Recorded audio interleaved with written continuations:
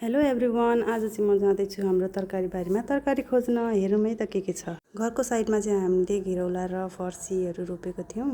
यहाँ चाहिँ भर्खर फल्न सुरु हुँदै रहेछ। सुपारी बारीमा धेरै स्पेसहरू खाली छ अनि त्यही भएर हो। यहाँ चाहिँ हाम्रो लौकाहरू पनि उम्रिँदैछ, 2-3 ठाउँमा उम्रिँदैछ अनि यसको चाहिँ मैले नामै बिर्सेँ पनि भर्खर फल्दैछ। अनि यता चाहिँ छ हाम्रो जिरे खोर्सानी। यो खोर्सानी त्यसैमा फल्दो रहेछ, जहिले फलिरहेको हुन्छ हाम्रो चाहिँ, कहिले टुट्दैन। कति धेरै फल्छ, कमिला पनि धेरै रहेछ आज त। अनि त्यसपछि रहेको चाहिँ हाम्रो लास्ट कटर। अनि यता चाहिँ छ हाम्रो अमिलो बारी। यसको पनि बोट हामीसँग 3-4वटा छ। टन्नै अमिलो फलिरहेको छ, हामी जहिले दिने पछि नै खाइरहेको छौँ। यो सिजनमा चाहिँ हाम्रोमा धेरै नै अमिलो हुन्छ। यो चाहिँ हाम्रो करुणा हो, यसको चाहिँ नाम करुणा। यो चाहिँ अचार खाइन्छ। यो पनि धेरै अमिलो हुन्छ, अचार बनाउँदाखेरि मिठो हुन्छ यसको पनि।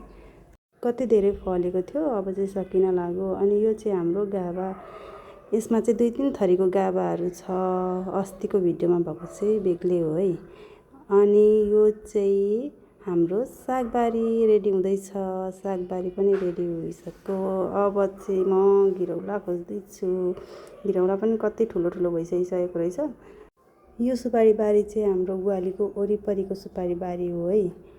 अनि यो निगुरो मन नपर्ने चाहिँ कोही हुनु नहोला। हाम्रो चाहिँ घर वरिपरि नै निगुरो बारी छ क्या, आफै उम्रिन्छ अनि आफै पलाइरहेको हुन्छ। खोज्नलाई कहीँ टाढै जानु पर्दैन, हाम्रो चाहिँ वरिपरि नै छ। अनि यो चाहिँ हाम्रो बुवाले सुपारीको बिरुवाहरू तयार गर्नुभएको रोप्नलाई भनेर।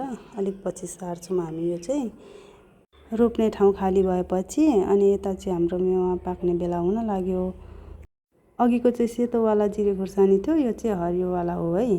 घरको साइडमा चाहिँ यो बिँ पनि फुल्दैछ।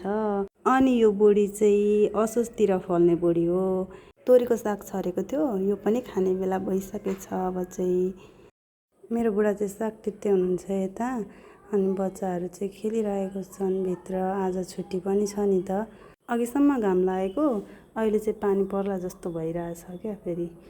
कुखुराले पनि बच्चा निकाल्न सुरु गरिसकेछ। यता चाहिँ भर्खर एउटा निकाल्दै रहेछ। आजको भिडियो चाहिँ यति नै। Thank you for watching.